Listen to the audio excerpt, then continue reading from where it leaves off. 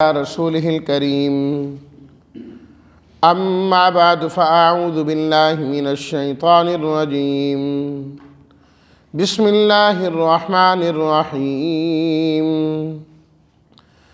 قد نرى تقلب وجهك في السماء فلنولينك قبلة ترضاها فول وجهك شطر المسجد الحرام وحيث ما كنتم فولوا وجوهكم شطره وإن الذين أوتوا الكتاب ليعلمون أنه الحق من ربهم وما الله بغافل عما يعملون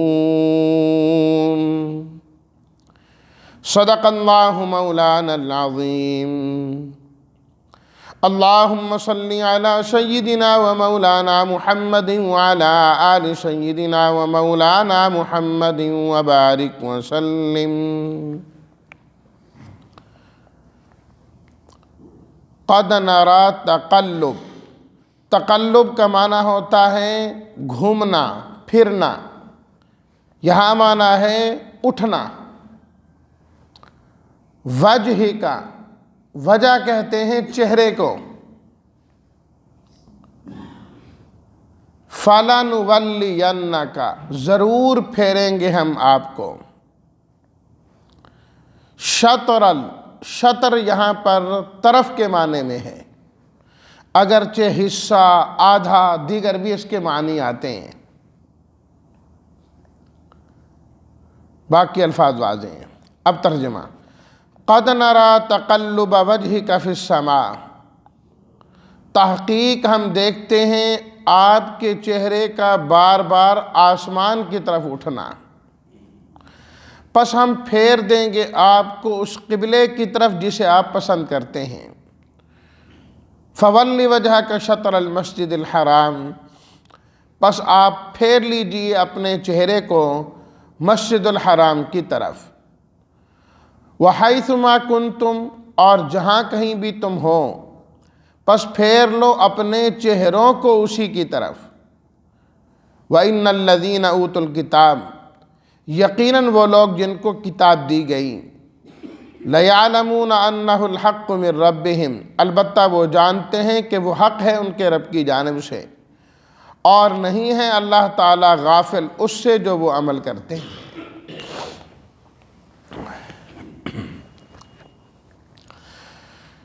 نبی کریم صلی اللہ علیہ وسلم اس دوران جب قبلہ بیت المقدس کو متعین کیا گیا، رخ بیت المقدس کی طرف ہی تھا، لیکن آپ کی قلبی چاہت یہ تھی کہ بیت اللہ قبلہ ہونا چاہیے، دلی خواہش یہ تھی۔ جمہور کی تفسیر کے مطابق میں یہ بات عرض کر رہا ہوں، اگرچہ اس آیت کی دوسری تشریح بھی ہے۔ آپ علیہ الصلاۃ والتسلیمات بیت اللہ کا قبلہ ہونا پسند کئی وجوہ سے فرمایا کرتے تھے۔ اس کی ایک وجہ تو یہ تھی کہ بعثت نبوی سے قبل، وحی کے نازل ہونے سے پہلے، آپ طبعی طور پر، فطری طور پر ملت ابراہیمی کی اتباع کیا کرتے تھے، پیروی کیا کرتے تھے، اور مکہ کے یہ سارے لوگ اپنے آپ کو ابراہیمی کہلاتے ہیں، چاہے ان کے اندر ملت ابراہیمی موجود نہ ہو، لیکن کچھ نہ کچھ خصوصیات ملت ابراہیمی کی ان میں پائی جاتی تھی، باوجود ان کے مشرک ہونے کے، باوجود ان کے شرک کے۔ آپ علیہ الصلاۃ والتسلیمات کا بھی طبعی میلان ملت ابراہیمی کی جانب ہی تھا، اسی کے مطابق آپ کام سر انجام دیا کرتے تھے۔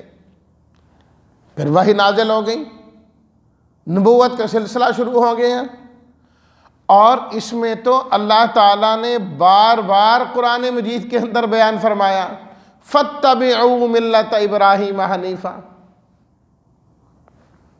اتباع کرو تم ملت ابراہیمی کی، حضرت ابراہیم کے نقش قدم پر چلو، ان کا دین بڑا زبردست تھا۔ وَمَنْ أَحْسَنُ دِينًا مِّمَّنْ أَسْلَمَ وَجْهَهُ لِلَّهِ وَهُوَ مُحْسِنٌ وَاتَّبَعَ مِلَّةَ إِبْرَاهِيمَ حَنِيفًا۔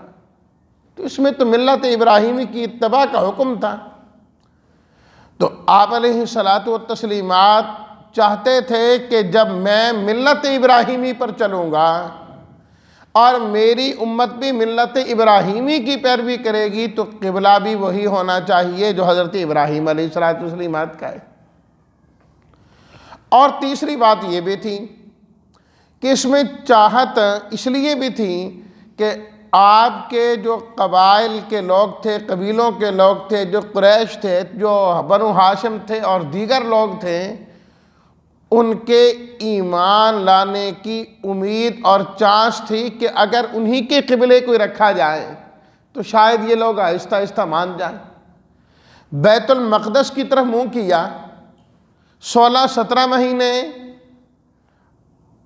یہود کی مشابہت اختیار بئی مانا کہ ان کا قبلہ بھی وہی تو یہ قبلہ بھی وہی ہو جائے، موافقت ہو جائے قبلے میں، تو شاید یہ لوگ متوجہ ہو جائیں، یہ لوگ آ جائیں۔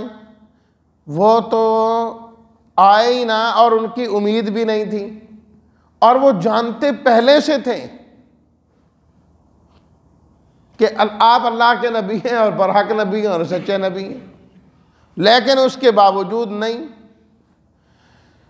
تو اس چاہت میں آپ علیہ الصلاۃ والتسلیمات کی نگاہ بار بار اوپر کی طرف اٹھتا تھا، جبکہ شمائل کی جو روایات ہیں، نبی کریم صلی اللہ علیہ وسلم کی جو سیرت ہے، اس میں لکھا ہے کہ نظرہ الی الارض اکثر من نظرہ الی السماء او کما قال، کہ آپ زیادہ تر نیچے دیکھا کرتے تھے، نظر اٹھا اٹھا کے دیکھنا یہ آپ علیہ الصلاۃ والتسلیمات کے مزاج میں نہیں تھا، نظر ہمیشہ جھکی رہتے تھے، زمین کی جانب زیادہ دیکھتے تھے۔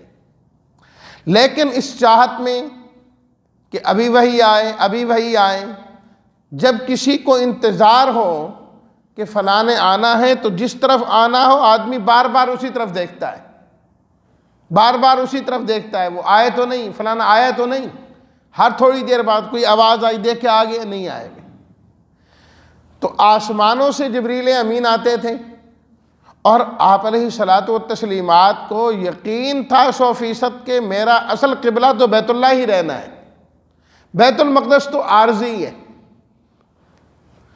تو اس امید پر آپ بار بار آسمان کی جانب دیکھا کرتے، جبریل تو نہیں آ رہے، جبریل تو نہیں آ رہے۔ تو اللہ تعالیٰ نے جب دوبارہ بیت اللہ کو قبلہ بنانے کا حکم دیا تو پہلے تو آپ کی اللہ نے اسی حالت کو ذکر فرمایا، فرمایا قد نرا تقلب وجہک فی السماء، آپ کا چہرہ جو بار بار آسمانوں کی طرف اٹھتا ہے، ہم آپ کے چہرے کے اٹھنے کو دیکھتے ہیں، ہم اسے جانتے ہیں۔ آپ کی وہ اضطرابی کیفیت کو اللہ نے بیان کیا، اور بیت اللہ کے قبلہ ہونے کا جو اشتیاق تھا، جو محبت تھی، آپ علیہ الصلاۃ والتسلیمات نے اس کو ذکر کیا کہ آپ کی چاہت ہے کہ میرا قبلہ بیت اللہ ہونا چاہیے۔ پھر اس کے بعد اللہ نے فرمایا فَلَنُوَلِّيَنَّكَ قِبْلَةً تَرْضَاهَا، ہم آپ کو پھیر دیں گے اس قبلے کی طرف جسے آپ پسند کرتے ہیں، جو آپ کا پسندیدہ ہے۔ پہلے اللہ نے وعدہ فرمایا کہ آپ کی چاہت کو ہم ضرور پورا کریں گے، ضرور آپ کی چاہت کو پورا کریں گے۔ اللہ اکبر، اللہ نے اپنے نبی صلی اللہ علیہ وسلم کی چاہت کو پورا نہیں کرنا تو کس کی چاہت کو پورا کرنا ہے؟ اللہ تعالیٰ نے سورہ والضحیٰ میں فرمایا نا وَلَسَوْفَ يُعْطِيكَ رَبُّكَ فَتَرْضَىٰ، آپ کا رب تو آپ کو اتنا دے گا کہ اللہ آپ کو راضی کریں گے۔ اللہ اکبر، یہ محبت ہے نا، ساری کائنات اس پہ لگی ہیں کہ اللہ راضی ہو جائے، اللہ راضی ہو جائے، اور اللہ اپنے محبوب سے فرما رہے ہیں ہم آپ کو راضی کریں گے، فترضا، آپ کو راضی کریں گے۔ اللہ اکبر۔ آپ علیہ الصلاۃ والتسلیمات کی محبت پر بھی قربان جائیے۔ جب یہ آیت نازل ہوئی وَلَسَوْفَ يُعْطِيكَ رَبُّكَ فَتَرْضَىٰ، آپ علیہ الصلاۃ والتسلیمات نے حضرت جبریل سے فرمایا یہ وعدہ سچا ہے نا کہ مجھے راضی کیا جائے گا؟ وَلَسَوْفَ يُعْطِيكَ رَبُّكَ فَتَرْضَىٰ، مجھے راضی کیا جائے۔ جی اللہ کا وعدہ ہے تو اللہ کا وعدہ تو سچا ہی ہے نا۔ فرمایا جبریل سن لو، میرا ایک امتی بھی جہنم میں رہ گیا نا، میں نے راضی کوئی نہیں ہونا۔ اللہ اکبر، میں نے نہیں راضی ہونا جب تک میرا ہر امتی جنت میں نہیں چلا جائے گا۔ اللہ اکبر۔ تو فرمایا قبلۃً ترضاھا، وہ قبلہ بنائیں گے جسے آپ پسند کرتے ہیں، جو آپ کا پسندیدہ قبلہ ہے اسے ہم قبلہ بنائیں گے۔ پھر ساتھ ہی فرما دیا فَوَلِّ وَجْهَكَ شَطْرَ الْمَسْجِدِ الْحَرَامِ، فَوَلِّ وَجْهَكَ شَطْرَ الْمَسْجِدِ الْحَرَامِ، آپ اپنا چہرہ پھیر دیں۔ تو دیکھیے اگر دیکھا جائے مختصر بات تو یہ تھی کہ ہم آپ کا چہرہ آسمان کی طرف اٹھتا دیکھ رہے ہیں، آپ اس کو قبلہ بنا لیں بیت اللہ کو، لیکن ایسا نہیں کیا۔ پہلے اللہ نے وعدہ کیا فَلَنُوَلِّيَنَّكَ، قبلہ آپ کا وہ بنا دیں گے۔ یہ ایک الگ خوشی ہے کہ خوشخبری مل گئی، وعدہ ہو گیا اللہ کی طرف سے کہ ہمارا قبلہ بیت اللہ ہو جائے گا، ایک خوشی۔ پھر وعدے کا ایفا ہوا تو ڈبل خوشی، دوسری خوشی فَوَلِّ وَجْهَكَ شَطْرَ الْمَسْجِدِ الْحَرَامِ، آپ اپنے چہرے کو مسجد الحرام کی طرف پھیر لیں تو یہ دوسری خوشی عطا ہوگی۔ اب اللہ نے مسجد الحرام کا ذکر فرمایا، یہ نہیں فرمایا کہ فَوَلِّ وَجْهَكَ إِلَى الْكَعْبَةِ، فَوَلِّ وَجْهَكَ إِلَى بَيْتِ اللَّهِ، بیت اللہ کی طرف آپ منہ کر لیں، کعبہ کی طرف آپ منہ کر لیں، نہیں، فَوَلِّ وَجْهَكَ شَطْرَ الْمَسْجِدِ الْحَرَامِ۔ ابھی میں نے ذکر کیا کہ شطر یہاں پر طرف کے معنی میں ہے، آپ مسجد الحرام کی طرف اپنے چہرے کو کریں، کیونکہ جو بیت اللہ ہے عین اس کی طرف رخ کرنا یہ تو صرف اسی کے لیے ممکن ہے جو بیت اللہ کے سامنے ہو یا مسجد الحرام میں ہو۔ جو مسجد الحرام میں نہیں ہے، کہیں بستا ہے، تو اس کا عین قبلہ کی طرف رخ کرنا ہر ایک کے لیے ممکن ہی نہیں ہے، ممکن ہی نہیں ہے۔ اس لیے فقہاء کرام نے یہ مسئلہ لکھا کہ جو شخص ایسی جگہ نماز پڑھتا ہے قبلہ جسے نظر آتا ہے، بیت اللہ اسے نظر آتا ہے، وہ مسجد الحرام میں ہے یا مسجد الحرام سے پیچھے اوپر پہاڑیوں میں ہے، وہاں سے بیت اللہ نظر آتا ہے، اس کے نماز پڑھنے کے لیے عین قبلے کی طرف رخ کرنا ضروری ہے، سیدھا رخ اس کی طرف، کسی نہ کسی جز کی طرف جا رہا ہو، پھر نماز اس کی ہوگی۔ ذرا بھی اس سے ہٹ جائے گا نماز نہیں ہوگی۔ لیکن ایسا شخص جو ایسی جگہ میں ہے کہ اسے بیت اللہ نظر نہیں آتا،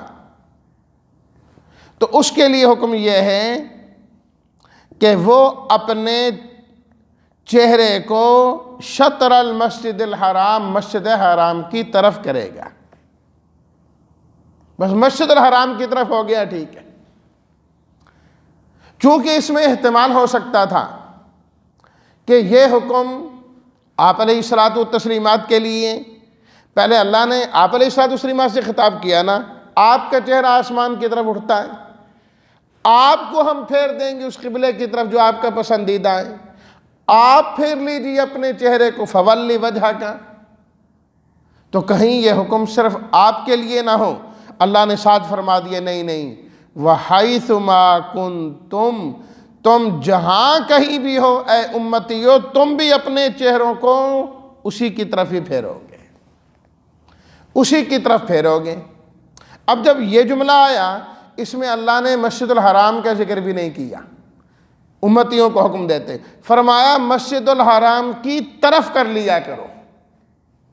لہذا جو آدمی وہاں سے دور ہے، مکہ سے دور ہے، اس کے لیے خاص مسجد الحرام کی طرف رخ کرنا بھی ضروری نہیں۔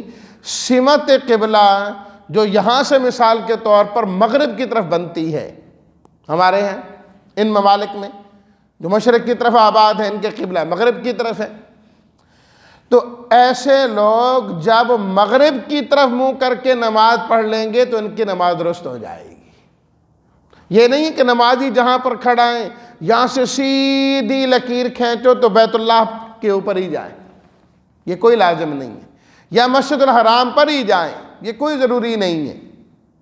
بس رخ مسجد الحرام والا ہو گیا، جس رخ پر وہ ہے، جس سمت میں وہ ہے، بیت اللہ جس سمت میں ہے اس سمت میں رخ کر کے نماز پڑھ لی جائے تو نماز ادا ہو جائے گی۔ میں پہلے عرض کر چکا ہوں، بیت اللہ کو سجدہ کوئی بھی نہیں کرتا۔ اللہ نے پہلے فرمایا اس سپارے کی پہلی آیت میں قُلْ لِلَّهِ الْمَشْرِقُ وَالْمَغْرِبُ، اللہ تو ہر طرف ہے، صرف ایک رخ اور ایک سمت متعین کرنا ہے، وہ سمت اس سے متعین ہو جاتی ہے۔ اس لیے بہت سارے لوگ کئی مساجد کو آ کر جو ہے نا وہ اپنے قبلہ نما لاتے ہیں، ماپتے ہو، نہیں جی تھوڑا سا فرق آ رہا ہے، اوہ نماز ہی ٹھیک نہیں ہو رہی ان کی، ان سب لوگوں کی نماز ہی خراب ہے جی۔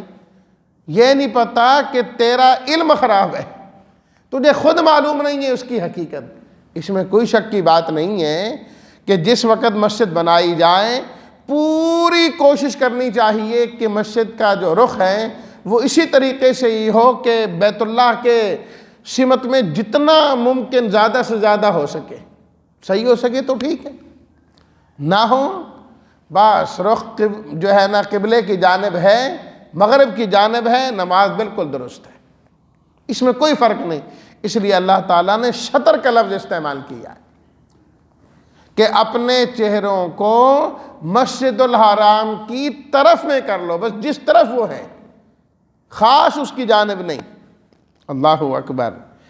اور پھر اس کے بعد اللہ تعالیٰ نے فرمایا وَإِنَّ الَّذِينَ أُوتُوا الْكِتَابَ لَيَعْلَمُونَ أَنَّهُ الْحَقُّ مِنْ رَبِّهِمْ، رہ گئے یہ اہل کتاب، یہ جانتے ہیں، انہیں پتہ ہے کہ یہ سب کچھ برحق ہے،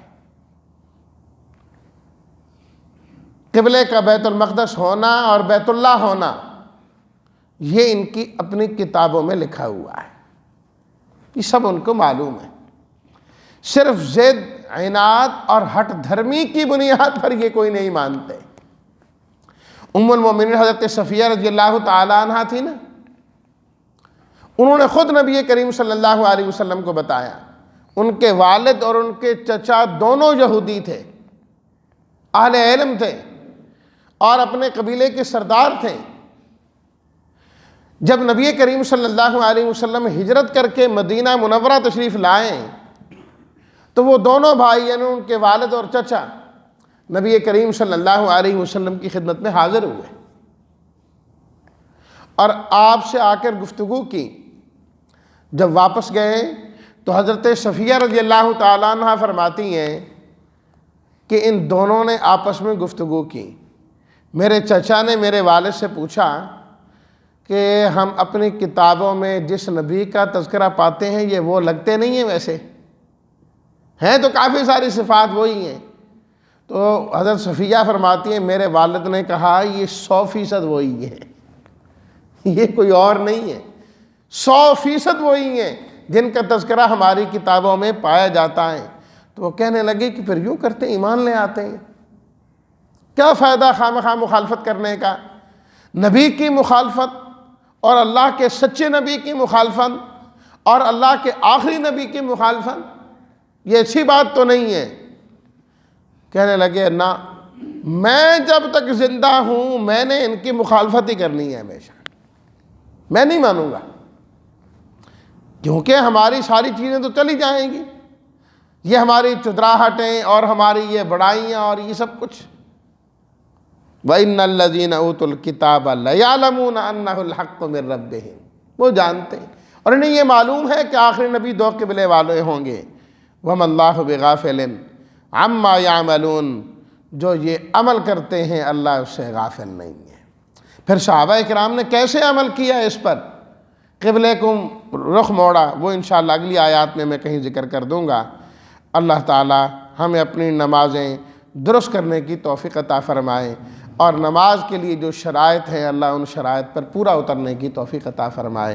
وآخر دعوانا ان الحمدللہ رب العالمین۔